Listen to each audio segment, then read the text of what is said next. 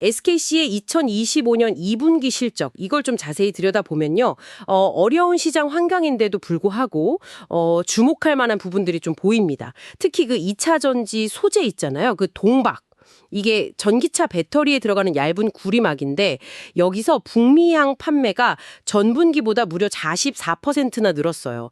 이게 전체 매출 개선을 이끌었다고 볼 수 있겠죠. 동박 매출액이 1273억 원. 네, 1273억 원이면 7분기 만에 1000억 원대를 다시 회복한 거니까 이건 꽤 긍정적인 신호 같아요. 네, 그 동박 매출이 일부 좀 회복된 건 맞습니다. 맞는데 회사 전체 실적을 놓고 보면 상황이 그렇게 녹록지가 않아요. 2분기 정체 매출이 4,673억 원인데 영업 손실은 702억 원입니다. 적자 규모가 상당하죠. 동박 부문만 봐도 매출은 늘었지만 여전히 381억 원의 영업 손실이에요. 아직 적자 상태인 거죠. 게다가 이게 그 가격이 좀 낮은 중하권 고객 비중이 늘면서 평균 판매 단가 혹시 떨어지는 거 아니냐 이런 우려도 있고요. 뭐니 뭐니 해도 11분기 그러니까 거의 3년 가까이 연속 적자라는 점은 이건 좀 심각하게 봐야 할 문제입니다. 네. 11분기 연속 적자. 그건 좀 부담이 크네요. 그래도 동박 사업 조금 더 희망적인 측면을 보자면요. 북미 전기차 수요는 뭐 꾸준한 편이라고 하고 하반기부터는 그 ESS 에너지 저장 장치용 LFP 배터리향 동박 판매도 새로 시작한다고 하니까 이것도 좀 기대가 되고요. 그리고 도요타와의 파트너십. 이건 정말 큰 의미가 있는 것 같아요. 안정적인 공급처 확보는 물론이고 뭐 원재료를 같이 구한다든지 아니면 차세대 소재를 같이 개발한다든지 장기적인 시너지도 기대할 수 있잖아요. 최근에 1,500억 원 투자 유치한 것도 재무 부담을 좀 덜어주는 소식이고 이걸로 연간 이자 비용도 한 100억 원 줄일 수 있다고 하니까요. 숨통이 좀 트이는 거죠. 네, 도요타 협력은 동력의 긍정적인 부분입니다. 그건 맞는데 근데 동박 사업의 근본적인 수익성 개선, 이걸 위해서는 말레이시아 공장 안정화가 좀 시급해요. 이게 아직 생산 효율이나 수율 개선 이런 게 좀 더딥니다. 이게 계속 발목을 잡고 있는 형국이거든요. 하반기에 말레이시아 생산 비중을 70%까지 높인다.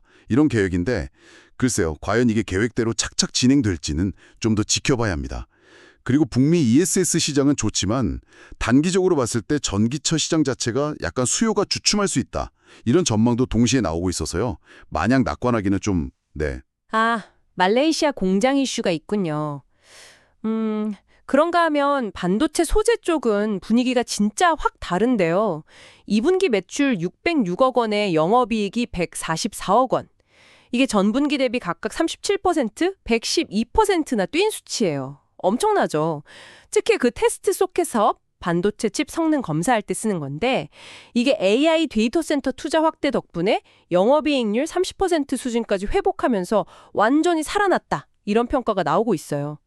지난 4월에 인수한 다른 테스트 장비 회사와의 시너지 이것까지 기대되면서 3분기에는 어쩌면 분기 기준으로 역대 최대 매출을 기록할 수도 있다. 뭐 이런 아주 조심스러운 전망까지 나오더라고요. 네, 2분기 실적 반등은 뭐 상당히 인상적입니다. 그건 사실인데 상반기 전체로 기간을 좀 넓혀보면요. 일부 고객사의 생산 일정 조정 때문에 원래 목표에는 사실 좀 못 미쳤어요.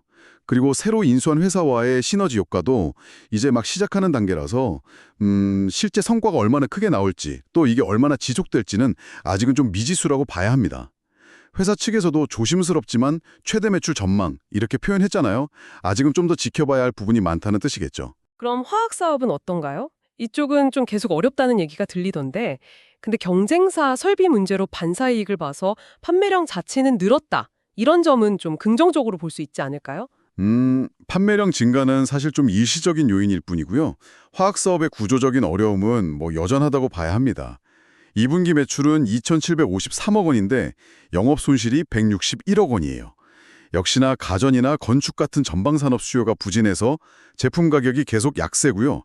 원재료 가격이 좀 내려서 적자 폭이 약간 줄긴 했지만 이게 뭐 근본적인 개선이라고 보긴 어렵습니다. 3분기에는 또 미국 관세 문제로 북미 판매가 좀 줄어들 가능성도 있고 주요 제품인 스틸앤 모노머, SM 사업은 계속 손해를 보고 있어서 하반기에도 뭔가 뚜렷한 수익 개선은 기대하기 좀 힘든 상황입니다. 화학 쪽은 여전히 좀 답답한 흐름이군요. 그래도 이렇게 어려운 상황 속에서도 재무 건전성을 지키려는 노력은 계속하고 있는 것 같아요.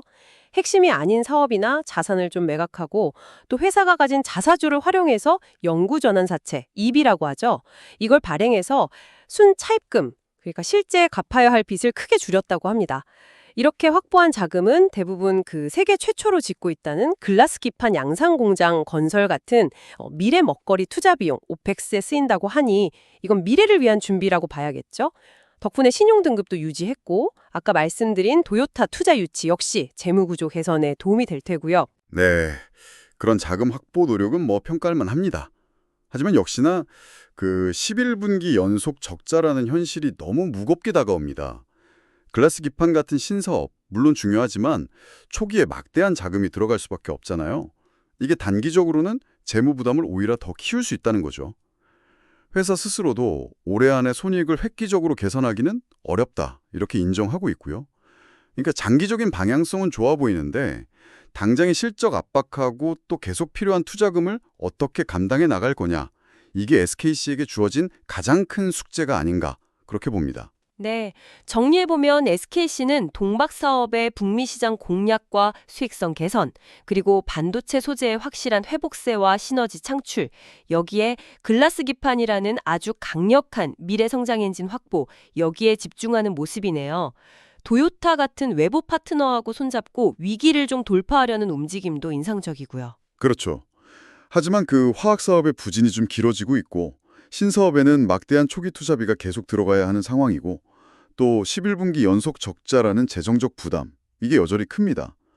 결국 SKC가 그리고 있는 그 미래 청사진이 당면한 어려움들을 잘 극복하고 실제 턴어라운드라는 결과로 이어질 수 있을지는 앞으로 나올 성과들을 아주 냉정하게 평가해봐야 할 것 같습니다. 네, 시청자 여러분께서는 이렇게 좀 엇갈리는 신호들 속에서 SKC의 미래를 어떻게 보고 계신가요? 과연 미래를 위한 투자가 현재의 어려움을 이겨내고 빛을 발할 수 있을지, 앞으로 SKC가 어떤 행보를 보일지 함께 주목해보는 것도 흥미로울 것 같습니다.